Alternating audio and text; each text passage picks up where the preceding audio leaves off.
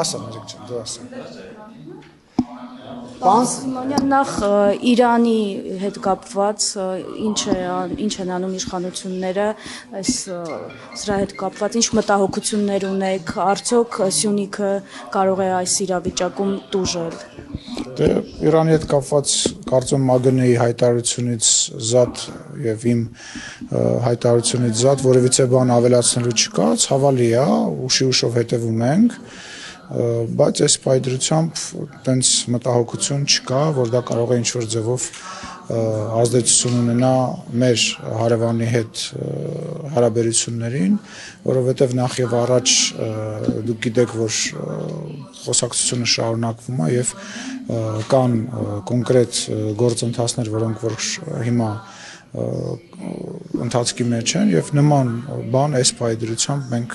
չենք տեսնում։ Բայց գնահատել եք։ Իհարկե, հենց ամենահենց նույն րոպեին։ Չի հայտնում վերջին օրերին միայն հատիկ առ հատիկի մասին գրառումներ։ ԱԳՆ-ի հայտարարությունը վարչապետը հանդիսանում է կառավարության ղեկավարը։ Դուք ասում եք գնահատել եք, այո, գնահատել ենք, քննարկել ենք, հենց գործողությունները սկսվելուն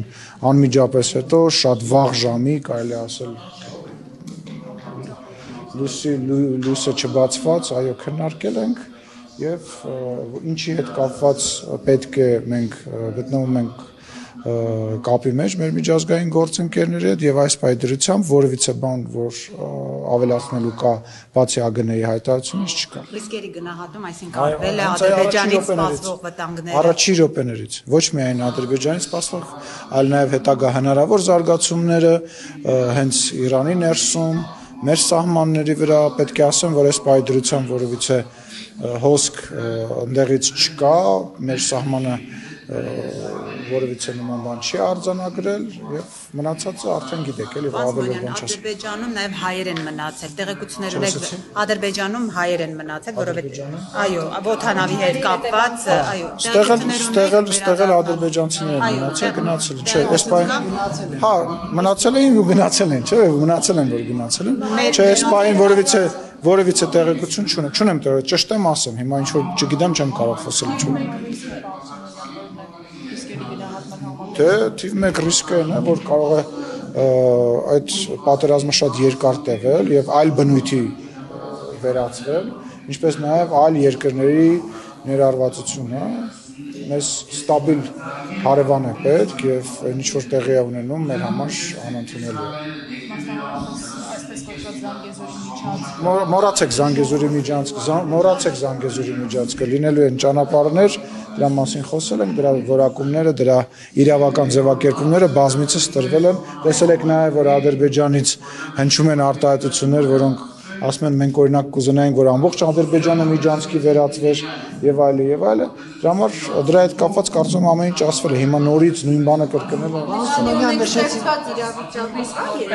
Որ Ադրբեջանը չի օգտվի այս իրավիճակից։ Լուսինե ջան, ես քաղաքական առումով եմ ասում մոռացեք եւ ռազմական առումով էլ արդեն ռազմական գերատեսչության ղեկավարը կպատասխանի,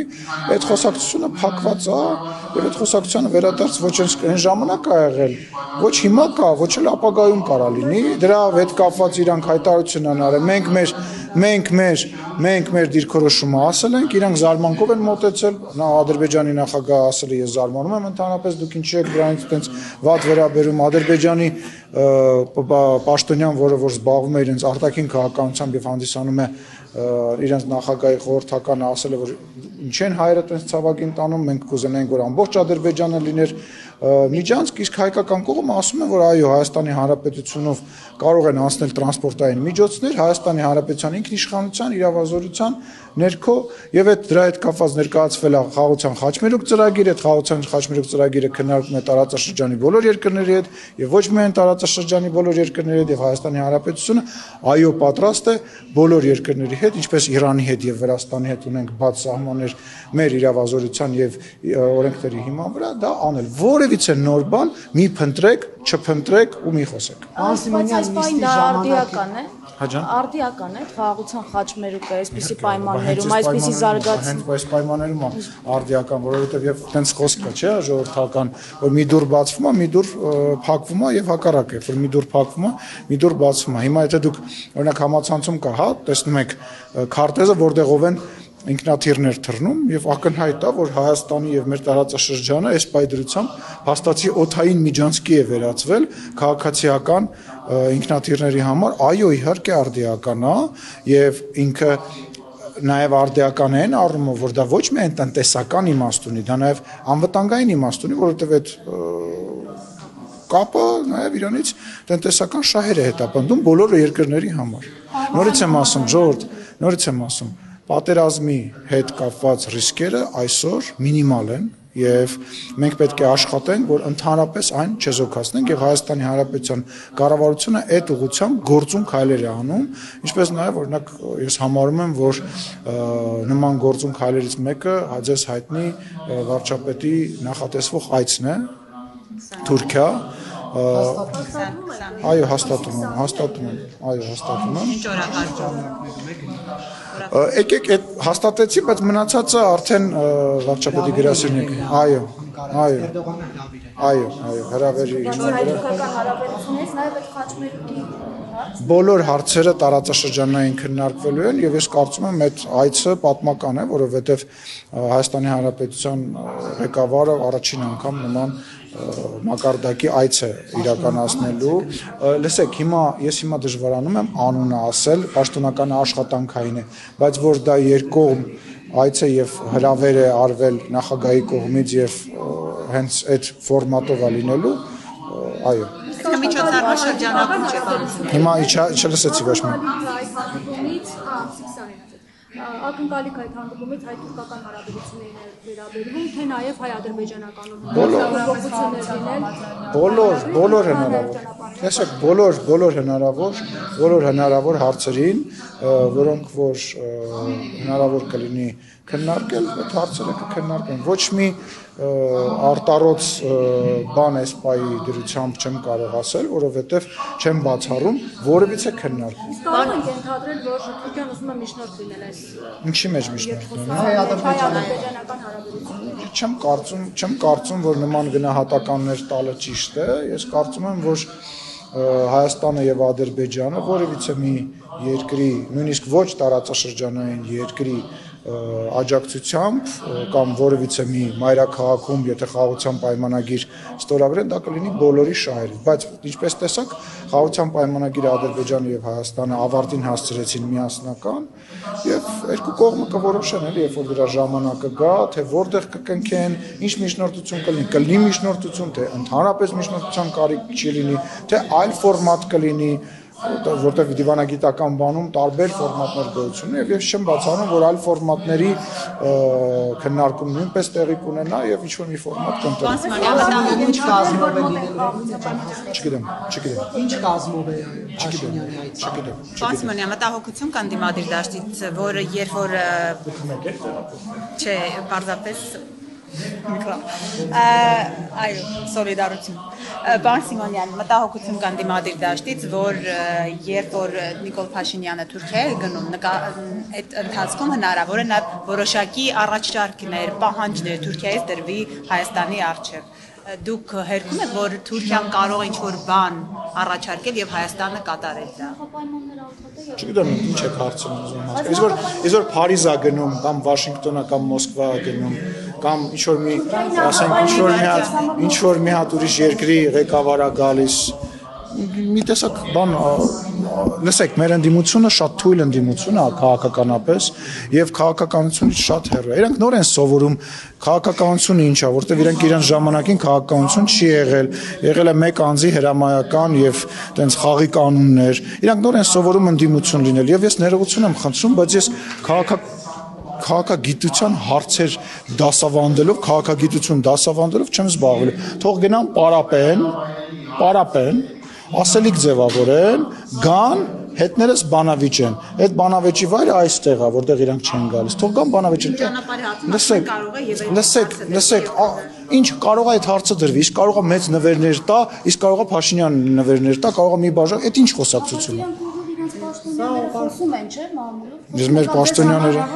մեր պաշտոնյաները, ներողություն, իսկ մեր պաշտոնյաները չեն խոսում։ Ինչ են խոսում։ Մենք մեր դիրքորոշումը չենք ասում։ Զանգեզուրի Միջանցքի մասին նոր դեպք չեք խոսում։ Իսկ ով ասեց, իսկ դե ձևակերպման խնդիր է։ Հիմա կարաս քաղաքական գործին ասես քաղաքական գործիչ, կարաս ասես, որ ինքը քաղաքական գործիչ չի, սկսնակ է, լրագրողին կարաս ասես, որ ինքը վարձու կիլերը ինչ որ մեկից փող ավերցնում, որ գա ես մի քաղաքական գործ չի սպանի, կարաս ասես, որ ինքը արեստավարժ է։ Այդ գիտես ինչ է, ճաշակի հարց է, բայց իրողությունը մնում է հետեւյալը։ Այն ինչ որ իրանք ասում էին, այն ինչ որ մեր լրատվամիջոցները հաճախ ասում են, հետո լույսը բացվում է, սկսում են բացատրել, թե ինչի օրինակ այդ լուրջ լրատվամիջոցի ասած իրականություն չդարավ։ Բայց ոնց ստացվեց, որ պատերազմից հետո ասում էին, որ ինքը չի կարողանալու բանակցեց եւ 17 կետանոց խաղաղության պայմանագիր բերեց, որը երկկողմ բոլոր կետերի մասով լավ իսկ այն թղթի վերաբերյալ որը վերաբերում էր սահմանագծման սահմանազատման ասում եք Ալիևը չի ստորագրելու Ալիևը ստորագրեց այդ փաստաթղթը ժողովուրդ ես հասկանում եմ հեսա կվերադառնանք սահմանազատման գործընթացին եւ ես հասկանում եմ որ տենց մի հատ արտահայտություն կա հայտնի էլի որ ասում եմ որ մեկը ջրի վրայով քայլի միշտ մեկը կգտնվի որ կասի հա լողանալ հաստատ չգիտի դրա համար ջրի վրայով այդ տրամաբանությամբ եք շա ինչ վերաբերում է սահմանազատման եւ սահմանագծման հետ կապված դա մեր մեծագույն հաջողություններից մեկն է որտեղ որ մենք ֆիքսել ենք Հայաստանի Հանրապետության սա շարունակվում է Սկող իշխանություն չեք ավելի շատ Լսի 2020 թվականի նոյեմբերի 9-ից հետո ամենա ծայրահեղ եւ ամենավատ գնահատականներով էլ սկող, էլ պարտված, էլ դավաճան, էլ հողատու, ինչ տեսակի բան ասեցին, չէ, տեսակ 2021 թվականին ով սկեց ու ովում սկծրեց, ով միջև քոքը մաշվեց, ովում քոքը մաշացրեց, տեսակ? Ձեզ դատի է տվել, Ռոբերտ Քոչարյանը ձեր դեմ դատական հայց է ներկայացրել, դուք տխրել էիք, որ ասում եք, որ չեն ծեծել, դրանից տխրել էիք, արժանի էիք, որ ծեծեին? Չէ, ոչ մեկ արժանի չի, որ ծեծեն, նույնիսկ Ռոբերտ Քոչարյանը կամ իր տղան էս դահլիճում արժանի չի, որ ծեծուտի, նույնիսկ լրագրողները արժանի չեն, որ ծեծուտեն, ինչի մենք ասենք Վահե Մակարյանի դեմ Քոչարյանի հարցին պատասխան, հետո Վահե Մակարյանի հարցին չմոռանաս խնդրում, Ռոբերտ Քոչարյանի ինձ դատի տալու մասով շատ ուրախ եմ, եթե իմանայի, որ դատի է տալու, նույնիսկ պատրաստ էի, ես բանը վճարեի այդ գույքը հարկա, ինչա կոչվում այդ պետական турքը պատրաստ էի վճարել, բայց դե հիմա դիմել է 9 միլիոն դրամ փող ա ուզում ինձնից, վստահ եմ, որ այդ 200 միլիոն դոլարին այդ 9 միլիոնը ճիշտ է բան չի փոխելու, բայց էլի տենց պետք է կրճատեք ձեր ծախսերը, որ կարողանաք վճարել։ Չէ, ես չեմ կարծում, որ նախ ինքը այդ դատը հաղթելու է, որովհետև ես որքան հասկանում եմ, ես որքան ինչ պետք է ապացուցեմ իմ ասածները, որ ես իմ գնահատականները տվել եմ, հա, այսինքն այն բանը, որ Ռոբերտ Քոչարյանին մեղադրում են մարդասպան լինելու մեջ, մարտի 1-ի, հոկտեմբերի 27-ի, Պողոս Պողոսյանի, դրանք ես պետք է ապացուցեմ, կարծում եմ ինքը պետք է գա ապացուցի, որ ինքը մարդասպան չի, թալանչի չի եւ ինքը մենք հիմա ապացուցողական բեռը ձեր վրա է, դե քաղաքական պատասխանատվություն, որ ինձ պարտվել ես դատական նիստում հասկանում եմ, որ դրանք լավ գիտես։ Ձեզ տենց էլ չկանչեցին հարցաքննության, ձեզ դե պիտի կանչեին,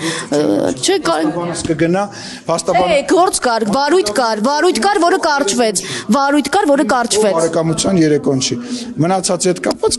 գործընկերները հարցնեն, հա։ Ժողովի տարածքից պատգամավորի անցաթղթով ներս մտած լրագրողին Վահեին, հա, անվտանգության աշխատակիցների միջոցով դուրս հանել ինչքանով էր տեղին բան։ Տեսեք, գոյություն ունի կանոն, որով որ լրագրողները կարող են գործել ազգային ժողովում։ Այդ կանոնի համաձայն դուք օրինակ հավատարմագրում եք ստանում եւ հավատարմագրվելով կարողանում եք ձեր գործունեությունը իրականացնել։ Երբ որ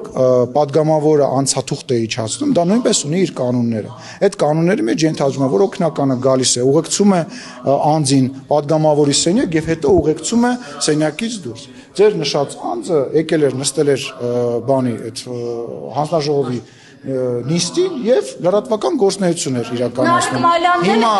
կարելի վերջացնեմ, կլինի վերջացնեմ։ Հիմա եկեք sense մի բան պայման։ Ինչով է ձեր նշած անձը ավելի մեծ առավելություններ ունենում ձեզանից, որ դուք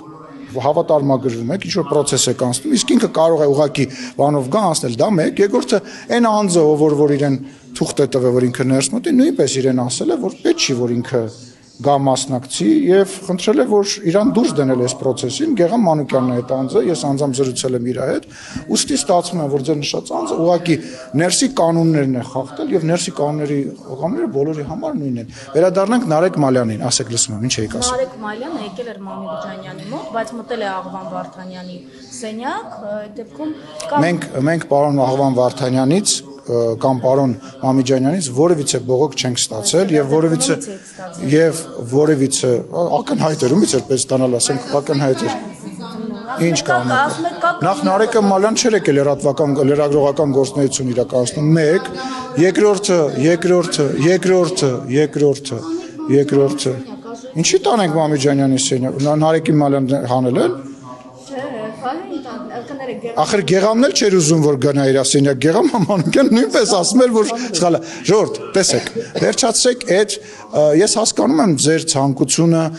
նախ գործընկերական առումով իրար աջակցելու բայց եկեք ազնիվ եւ անկեղծ լինենք հա գոյություն ունեն կանոններ բոլորի համար այդ կանոնները գործում է հիմա դուք կարծում եք որ ճիշտ է որ դուք օրինակ չհավատարմագրվեք ինչ որ ծանոթ պատգամավոր ձեզ թուղթ տա ու այդ մարդը գանստի ընդհանրենք պաշտպանության հանձնաժողովից ռեպորտաժը չէ դա նորմալ չի եթե դա նորմալ լինի կանոնակարգը դա կներառ եթե չի ներառ ուրեմն դա նորմալ չի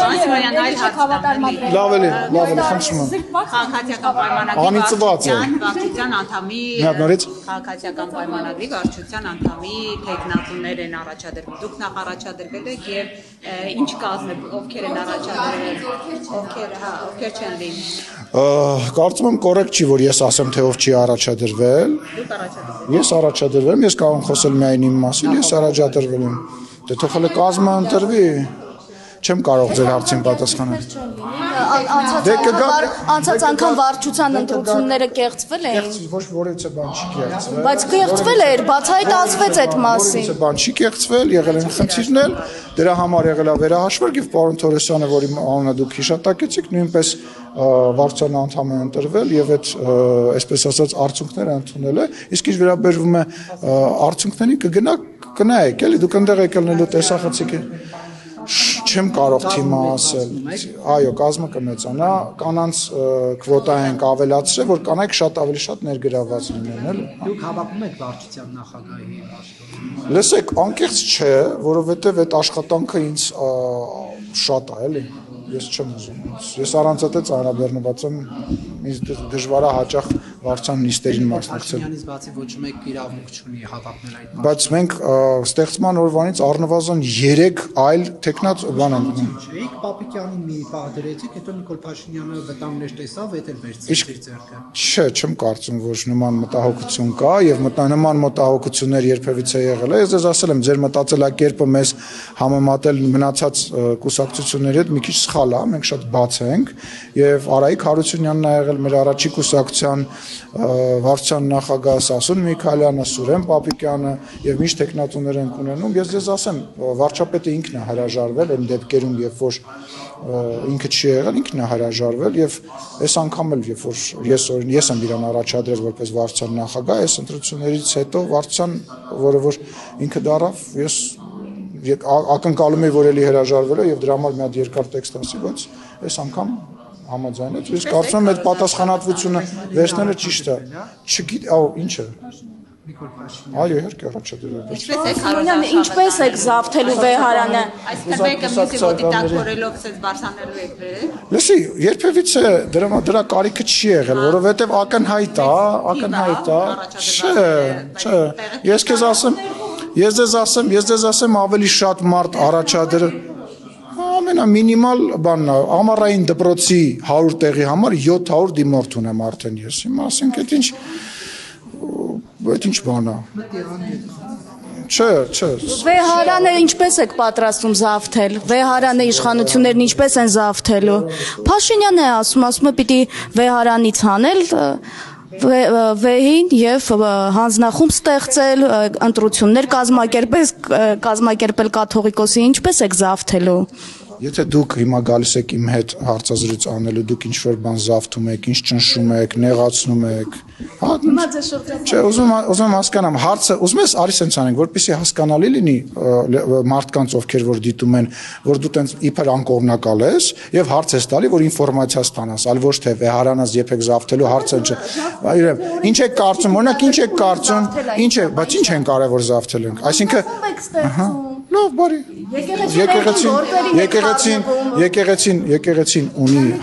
Եկեղեցին ունի հատուկ կարգավիճակ եւ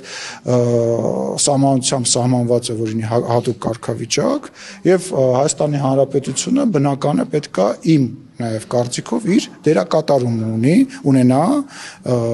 այդ կառույցի մեջ եւ դա մեր կարծիքն է։ Գիտես ինչ Սահմանությունը գրած է որ մենք որևիցե կարծիք պետքա չունենանք, այդ ոնց արվում սահմանության այն հոդվածը որ ձեզ ընտրություններ, դուք չեք կարող կաթողիկոսի ընտրությունները կազմակերպել, հանձնախումբ ստեղծել։ Սպասի, ես ինչ խումբ ուզենամ կարամ ստեղծել։ Այդ դուք կարաք 4-5 հոգով հավաքվեք, ասեք մենք 3 հոգով հավաքվում ենք կամ մի հոգի ինտերնետա ձեռեն գնում հայտարարում է որ ինքը լրագրող է։ Ես պետության բարձրաստիճան ներկայացուցիչ չեմ կարող ասել որ ստեղ խնդիր կա եւ ես ուզում եմ պետությունը ուզում է այդ խնդրով զբաղվի։ Տեսեք, շատ կարևոր է։ Այդ մենք միշտ մշտապես խոսացել ենք, որ այդ կառույցի հետ կապված բազմաթիվ խնդիրներ կան։ Այդ կառույցը հիմնված է հարգանքի վրա, այդ կառույցը հիմնված է հավատի վրա։ Հիմա դուք եկել եք ինձ հարցեր եք տալի։ Հիմա ես ներողություն եմ խնդրում ձեզանից եւ մի հարց ունեմ ձեզ։ Ռետորական հարց ունեմ ձեզ։ Արդյոք դուք sense համարցակ լրագրողներով, այսինքն խելացի լրագրողներով երբևիցե հարցրել եք կաթողիկոսին կամ որևիցե սրբազանին այնուամենայնիվ երեխա ունի թե չունի ես մի հարց եմ տալի գնում եք հարցնում եք կարամ խոսեմ գնում եք հարցնում եք ձեզ կներեք ներողություն եմ խնդրում լապշա են կախում եւ ասում են գիտեք ինչ այդ հարցերն են որոնք չեն տրվում եւ արդյոք ու սկսում են կոսմոսից խոսալ հիմա ասենց լավերով լրատվական դաշտի համարներով, խելացիներով, մի հատ խնդրում եմ ձեզ, կարող եք արդյոք այդ ինֆորմացիան բերել, ինձ պետք չի, ես գիտեմ որ ունի, եւ մեր հանրությանը ներկայացնել, ով ասեց որ դա հիմա հանրության համար գերակա հարց է։ Լսեք, եթե գերակա հարց չի, ուրեմն դա կմնա եւ կմարի, բայց այդ հարցը չի մարելու։ Ընդհակառակը 2010 սաղ աշխարհը գիտեմ ասել, 2018 թվականից սկսած այդ խնդրեմը մշտապես եղել, կարամ խոսամ, հերիքա ընդհատես։ Այդ խնդրեմը մշտապես եղել է ու մշտապես իշխանությունը 2018 թվականից սկսված փորձել է դրան չանդրադառնալ, բայց այն ամեն ինչ որ կատարվում է հիմա, ժողովուրդ առնվազն պետք է Հայաստանի Հանրապետությունը, հայ ժողովուրդը ունենա նոր կաթողիկոս, ինչ որ չափանիշներին համապատասխանող։ Իրանք իրար մեջից կընտրեն, ներողություն, քաղաքացիական պայմանագրի, Լուսինե, քաղաքացիական պայմանագիր կուսակցության վարչությունում չի ընտրվելու այդ կաթողիկոսը։ Այդ կաթողիկոսի չափանիշների, նոր կաթողիկոսի չափանիշների մասին գրված է հենց իրանց կանոնակարգերում եւ ախր այդ իրանք չեն Լուսինե իրենք չեն դուք հասկանում եք իրանք խնդրեմը կայանում է նրանում որ իրանց ընկալումը եւ այդ ընկալումը որ իրանք ներշնչել են ձեզ ու որոշ որ մեր քաղաքացիներին որ եկեղեցին իրանց բանն է դուքյանն է որ եկեղեցում իրանք կարող են անել ինչ ուզում են ինչ հնարավոր է անել բայց երբ որ գալիս ասում ես գիտես ինչ եղբայր սա իմ հավատի չընդհատես եւս կվերջացնեմ ու երբևիցե քեզ հարցազրույց չեմ տա երբ որ որևիցե մեկին չեմ տա այդ կարգ ու կանոնը հերիք եղավ ինձ ընդհատեք ոնց բա ինչ պիտի անեմ ձեր դասատուն չեմ որ ձեր դասատունները տենց չէի կանի եւ յուրաքանչյուր հավատացյալ մարդու համար տհաճ է որ մտնում ես միտեղ որտեղից քեզնից փող են մուրում ես նկատի չունեմ այն մարդկանց ասեցի չընդհատես Երբ որ քեզնից գայս ասում են դե երկչախմբին էլ 50000 դրամ էլ պետք է երկչախմբին կա Սուս մի րոպե բանը սարկավագին էս ինչ է Ես եկեղեցին չեմ խոսեք կոնկրետ օրինակներով Ես բարձրաստիճան պաշտոնյա եմ Այո բարձրաստիճան Երբ որ դու ինձ հարց ես տալիս դու Հայաստանի Հանրապետությունն ես թիրախավորում դուք քաղաքական դուք մի հարց եմ տալիս։ Քաղաքական պատասխանատվություն ստանալ։ Ես հավատացյալ մարդ եմ։ Իրանք էլ հավատի։ Հիմա այդ մարդիկ սեքսով կարող են զբաղվել, թե չեն կարող։ Այդ մարդիկ այնքանով է իմ գործը, անիշ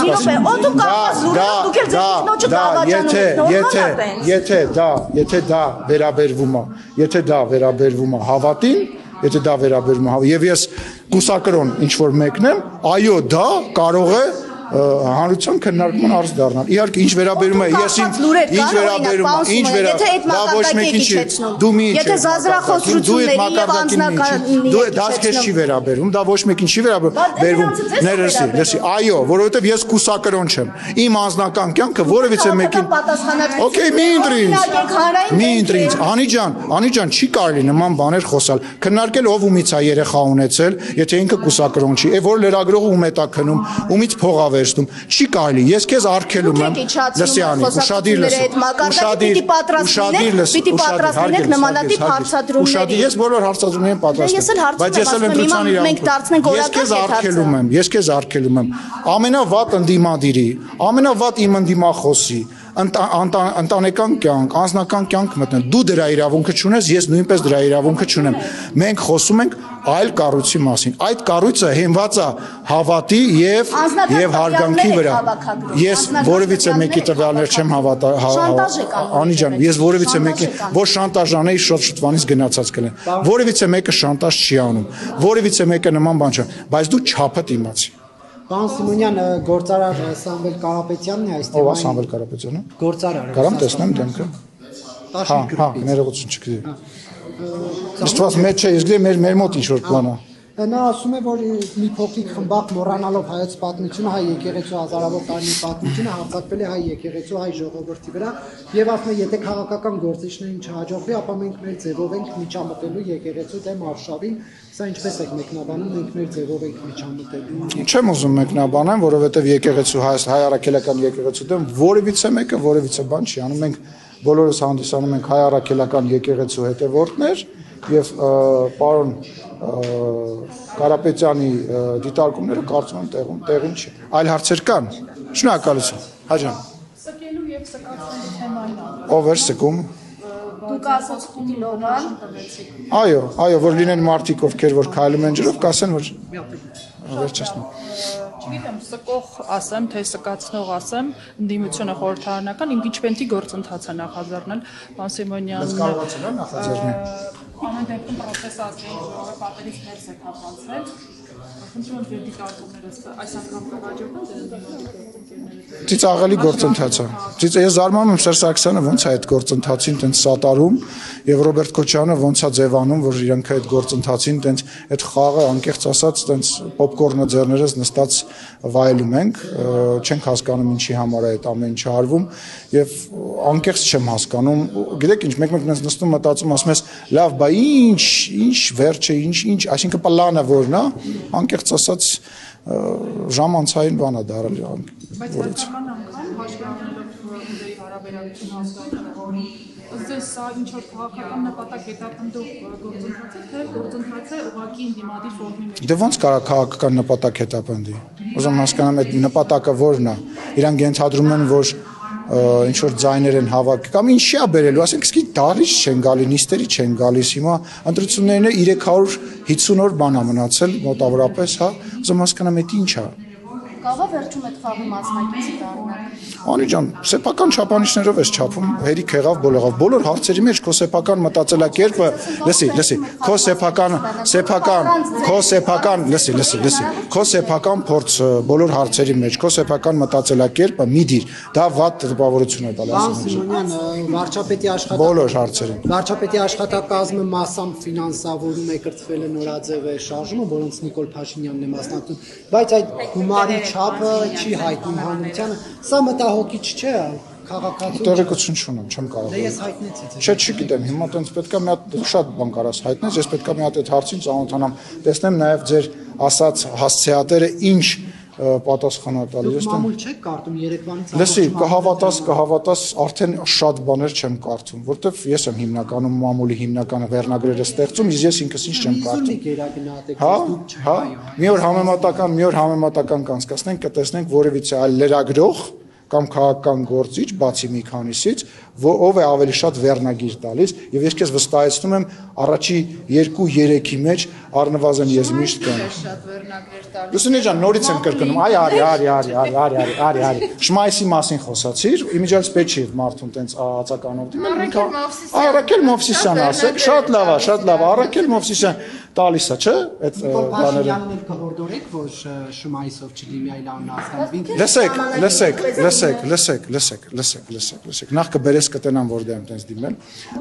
Ես որևիցե մեկին, երբ որ ինչ-որ բան հորդորում եմ, ես դա անում եմ այն ժամանակ, երբ որ գտնում եմ ճիշտ։ Եթե գտնեմ ճիշտ, այո կհորդորեմ, բայց ով ինչ ասում է, իր վրա վեստում է այն պատասխանատվությունը, ինչ որ ինքը ասել է։ Այլ չէ՞ դե Լուսինեն գիտես ինչ, ասենք Լուսինեն տենց գալիս է մի հատ հարց տալիս ու գնում է իրան թվում է լրատվությունը է դա։ Այլ հարցեր ունես Անի ջան։ Վստահ ես։ Չէ՞ բայց դու շեշտես քեզ ինչ թիրախավորում, դու վիկտիմ վարկագիծ դրսևորող լրագրող ես։ Քեզ կարելի է մի քիչ երկար ասել բարև, դու արդեն բան ես։ Մոտավորապես քեզ թիրախավորում։